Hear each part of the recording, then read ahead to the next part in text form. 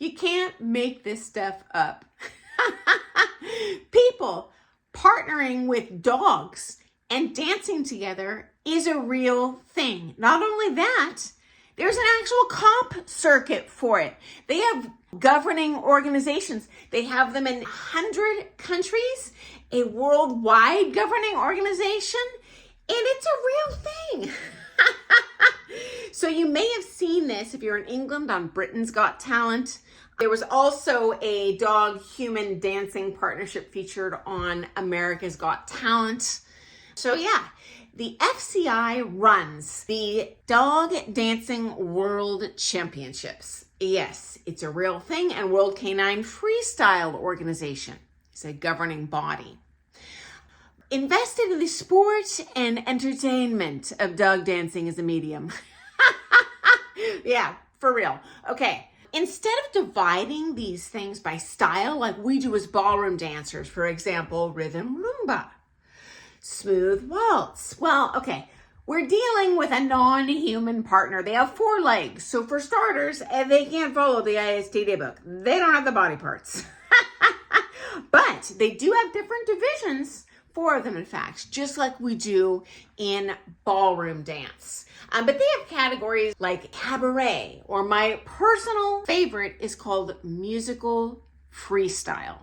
It's actually entertaining as all can get out. Probably even more so if you're a dancer, which most of us here are.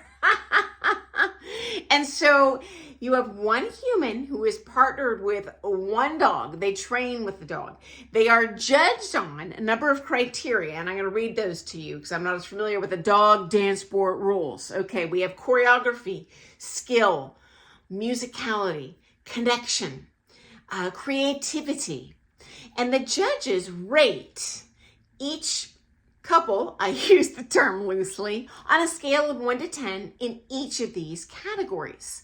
And then they cumulatively add up those marks, and that's how they come up with the final comp placings. Okay?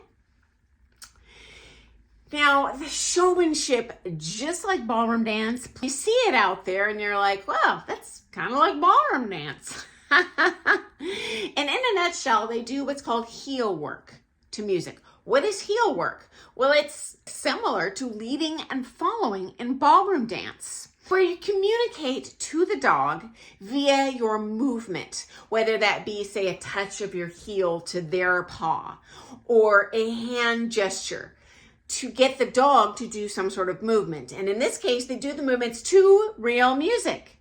It's like they're dancing together. It's crazy. Okay, so there's no verbal communication in this process. Again, extremely similar to dancing, certainly in the dance sport circuit.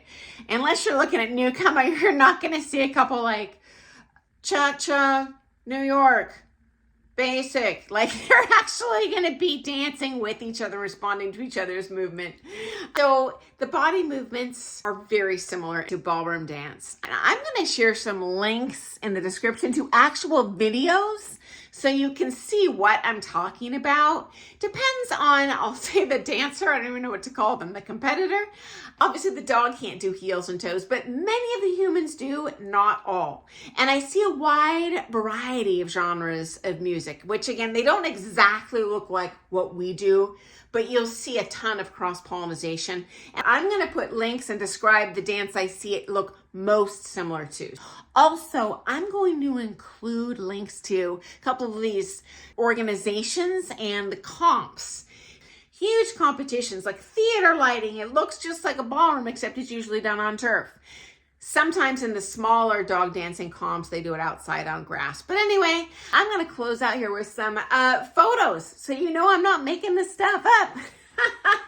Okay, guys, I look forward to seeing you first thing tomorrow morning for some more things ballroom dance.